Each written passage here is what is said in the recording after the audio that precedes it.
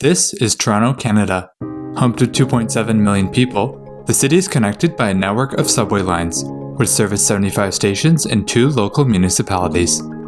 Consisting of 4 lines and 77 kilometers of track, the system travels along Toronto's main arteries, with trains running frequently from downtown to the suburbs. But how did this system grow from its original station to the network it is today? My name's Zach, and this is the evolution of the network.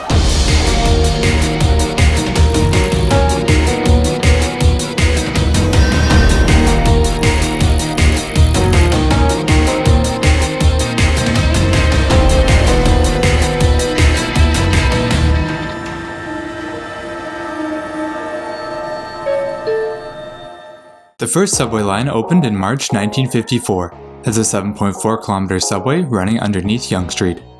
The line serviced 12 new stations, with service running from Union to Eglinton. In February 1963, the subway was extended north under University Avenue, adding 6 new stations to St. George. In February 1966, the subway was extended under Bloor-danforth, servicing 18 new stations along the corridor.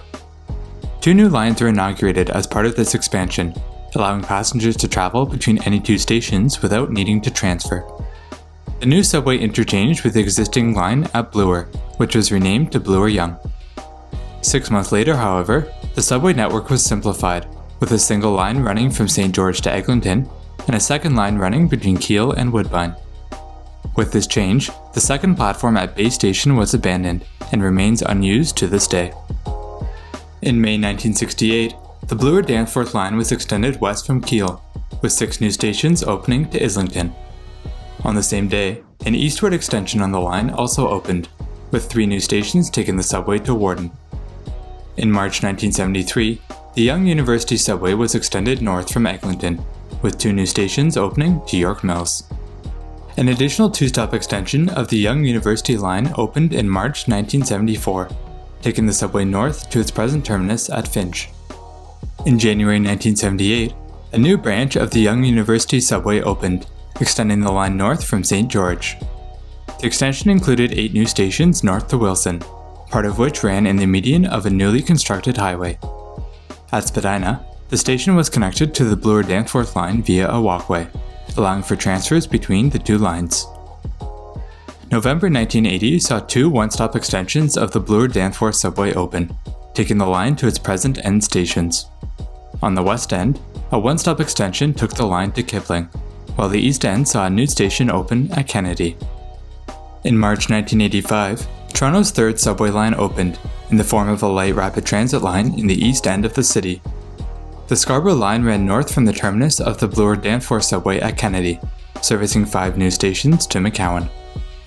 In June 1987, the Yonge-university line saw a new station open between Finch and Sheppard at North York Centre. To this day, this is the only station that has been added to an existing subway line.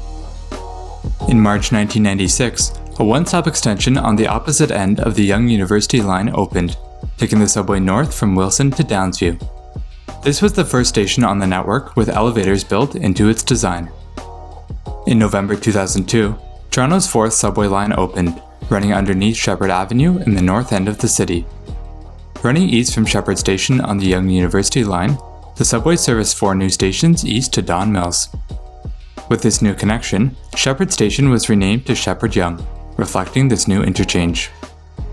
In May 2017, Downsview Station on the Yonge-university line was renamed to Sheppard West, producing a naming conflict with a future subway station. In December of that year, a 6-stop extension of the Yonge-university line opened into the neighbouring city of Vaughan, taking the line north from Sheppard West to the Vaughan Metropolitan Centre. This brings us to the Toronto subway map that we know today.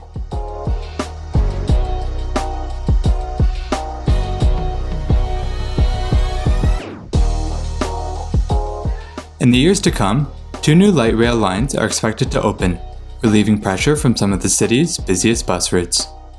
In fall 2022, Toronto's first light rail line will open on Eglinton Avenue, running west from Kennedy Station to a newly constructed stop at Mount Dennis. The line services 10 street-level stops from Ironview to Sunnybrook Park, before descending underground to service stations to Mount Dennis. An additional underground station is located at Science Centre, just east of Sunnybrook Park. The line will interchange with the Yonge-university subway at Eglinton and Eglinton West stations, the latter of which will be renamed to Cedarvale once the new line opens. In late 2023, an additional light rail line will open, running west from Finch West Station on the Yonge-university line. The street-level line will service 16 new stops west to Westmore, before descending below grade to Humber College. That was the evolution of Toronto's subway network, giving us the 4 lines that we know today. If you haven't already, be sure to watch our video on the evolution of Toronto's regional rail network, which you can access by clicking the button in the top right corner. Don't forget to leave a like if you enjoyed this video, and comment down below to join in the discussion. My name's Zach, and I'll be vanishing underground until the next one.